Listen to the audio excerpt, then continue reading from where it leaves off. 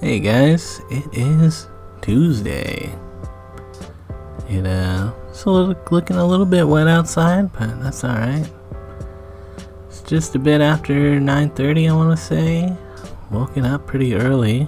I'm gonna go over to Campbell Park and I'm gonna film that train that is gonna be running over this elevated rail line now.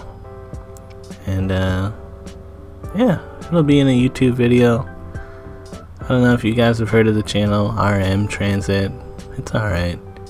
I don't like all of his videos, but when he does stuff talking about Toronto projects, it's kind of nice to stay in the loop for things. But yeah, they asked me to film at Campbell Park, the train going by, and it should be good.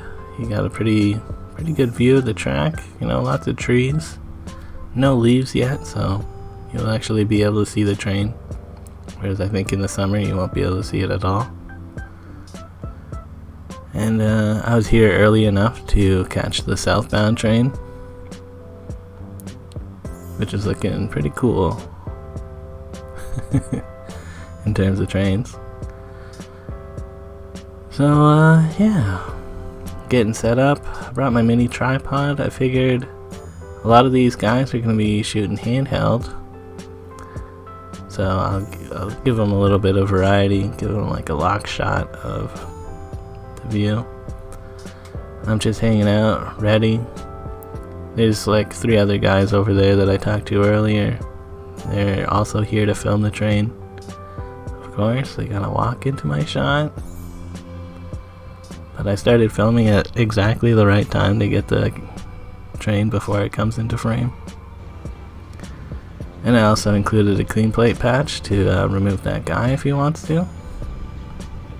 So that'll be nice. And yeah, I talked to some of the other guys afterwards and we looked at each other's shots. In the park it was all the same, but since I have access to the Google Drive where everyone uploaded their footage of, you can see this train. This is looking north from Dundas west, and you can see the train bend a little bit onto the new section of track. And then in the park just north of Bloor is where it starts going up the ramp, getting elevated, and crossing over Patton Road. There's going to be a new pedestrian crossing. This used to just be a dead end. At least I think it'll be a pedestrian crossing. Maybe cars will be able to use it too. But Campbell Park, where I was, this is someone else's footage because he already saw mine. Everybody's got a pan in their footage. Crossing over DuPont, you can really see that new bridge, or the elevation over the old bridge. And yeah, somebody lives in one of the apartments here and got some pretty nice overhead shots. Now that dark brown section over the track on the right side, that is what they made this ramp for.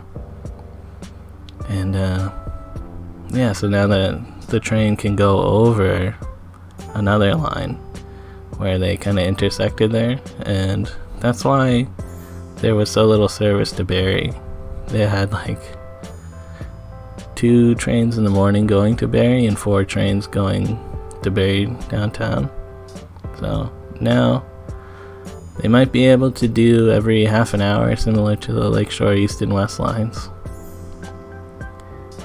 And yeah, anyways, I went online on Uber and I figured I would go and try to see where the lines used to intersect, which is just north of DuPont.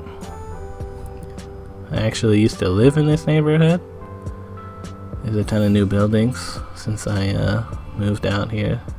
So, like, all of this stuff in front of me is new. And behind them, there's a little walking path. It's pretty nice. Maybe this will connect to a trail underneath the elevated rail line, if that's what they do. But yeah, again, you can see the east and west line where they used to intersect with the north and south Barrie line. And that's just kind of neat. As I was biking north, I saw some guy hiding in the trees. He was standing on 2 buckets looking like a pervert, but he was filming the trains, and he said he was gonna hang out some more and film a bit more. And he got a pretty nice shot here. You can actually see the cargo trains going east, or I guess west actually, and the GO train just going over it. So now they don't have to schedule around each other. Well, actually, I think the CN takes priority, and all the passenger trains have to kind of wait around that, which is the opposite of most of the world, but I don't know, it's how it is here. So yeah, north of there it just goes back to being like ground level or whatever. And yeah, I'm in my old neighborhood. Neat. It's doesn't seem very busy since I've been online this whole time. Oh, and one of those cannabis shops went out of business. You know, things are righting themselves after... I feel like there was 3 cannabis shops at that intersection. And yeah, I got my first request of the day. It's actually my only request of the day. From the Heavenly Pierogi place in this church. It was a double for, got some bubble tea as well, to the same guy. And yeah, I saw a neat moss lawn. I had to stop and take a video of that. Moss lawn, guys. Dope. But yeah, it didn't seem very busy, so I just went home. I was feeling kind of tired from waking up early. Thinking about telling my neighbor that their garage door is open. Decided not to. I don't know them. And I didn't feel like meeting them. But anyways, Rainbow's here. Came by to chill out. He actually jumped down from the window and came and hung out with me for a little bit. Playing some games, watching some video games, Jeopardy. It's alright. And I let Rainbow have a nap for like 2 hours before I woke him up and kicked him out. He's looking pretty cute. Yeah. This cat, am I right, guys? Gave him some treats at the window. And the spot that he was napping in, very warm. I was like, whoa, that's some cat heat right there. In the afternoon, I decided it's finally time to do my taxes and look at my bike expenses and stuff for last year.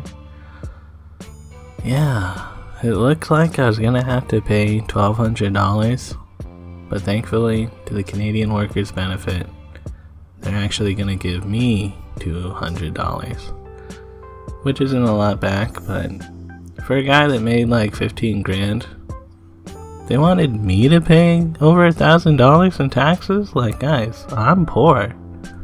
Don't make me pay taxes. Go after like the billionaires. So yeah. Anyways, here's like a breakdown of Uber last year. $8,800. It's there's like ways that I could have calculated this. This is technically my 70% cut of the total amount that I made. You know, Uber takes like 30% for their part of the app, but whatever. And this is a Good Foods breakdown. They didn't give me like a tax summary, so I kind of just had to go through and calculate how much I actually made doing Good Foods during those, what was it, like 5 months? Which was pretty decent, I guess. Some good months. But anyways, I think I did my taxes, and I don't have to pay them anything. That's good enough for me.